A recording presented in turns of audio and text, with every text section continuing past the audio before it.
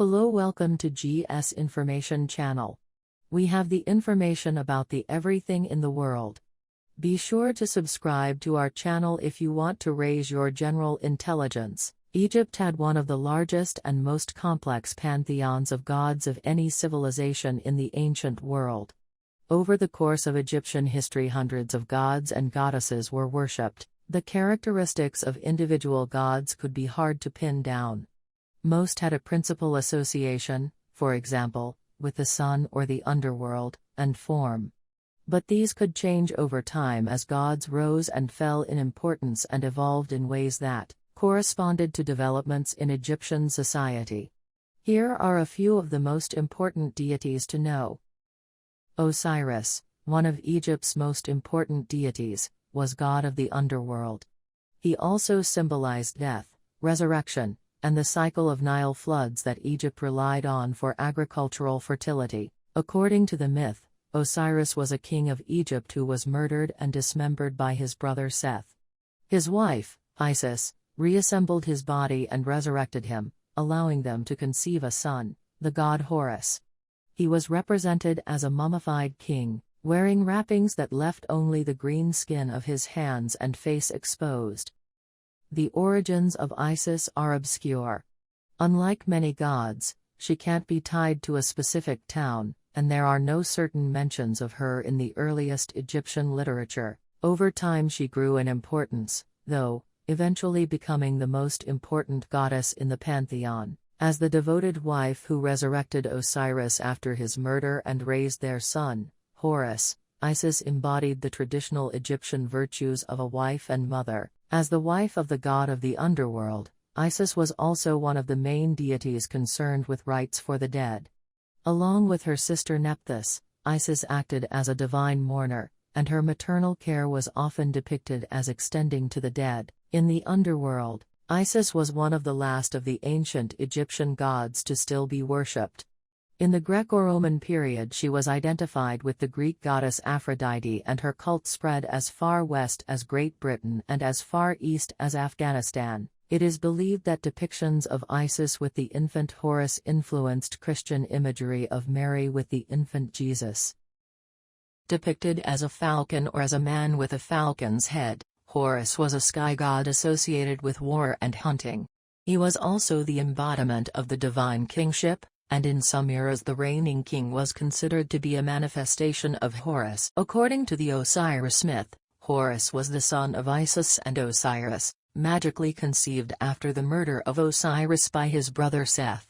Horus was raised to avenge his father's murder. One tradition holds that Horus lost his left eye fighting with Seth, but his eye was magically healed by the god Thoth because the right and left eyes of Horus were associated, respectively, with the sun and the moon. The loss and restoration of Horus's left eye gave a mythical explanation for the phases of the moon.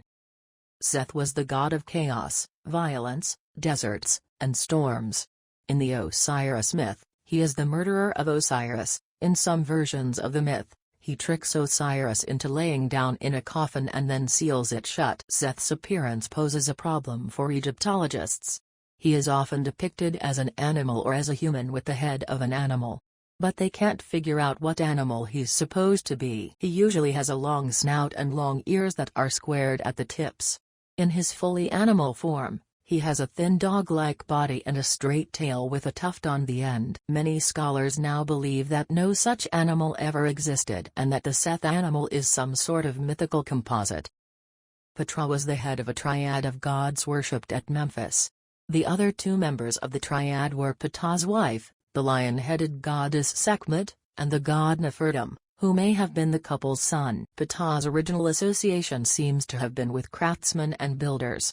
The 4th dynasty architect Imhotep was deified after his death as a son of Ptah. Scholars have suggested that the Greek word Aigdos, the source of the name Egypt, may have started as a corruption of Hwt, the name of one of Ptah's shrines.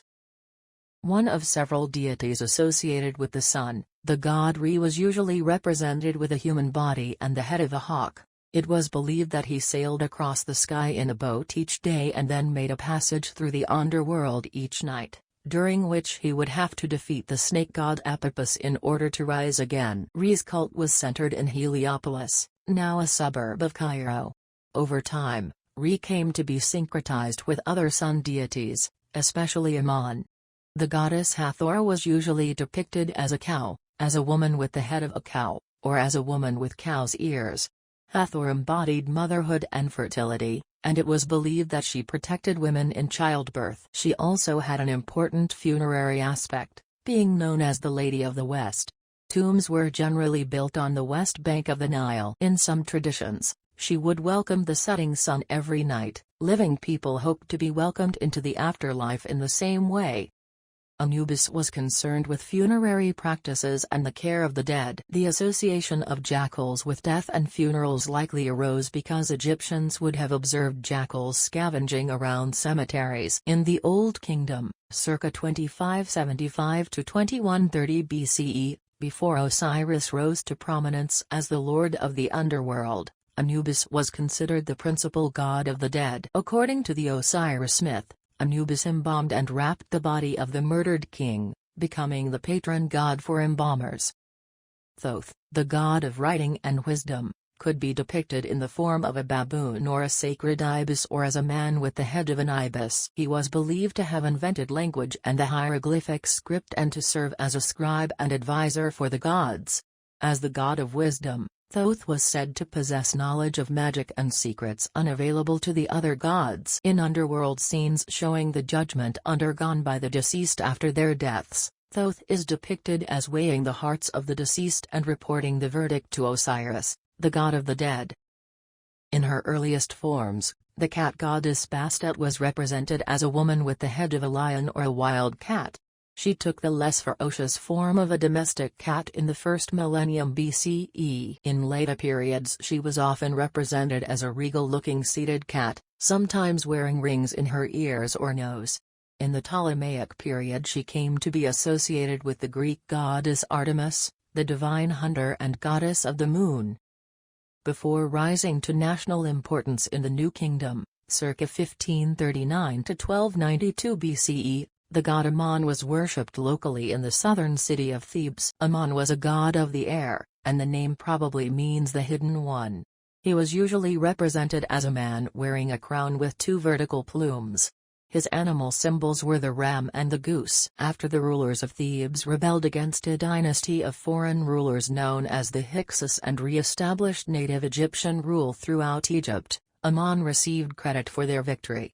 In a form merged with the sun god Re, he became the most powerful deity in Egypt, a position he retained for most of the New Kingdom. Today the massive temple complex devoted to Ammon-Re at Karnak is one of the most visited monuments in Egypt. Thank you for giving your time and watch. If you like this video, be sure to subscribe and leave comment down below.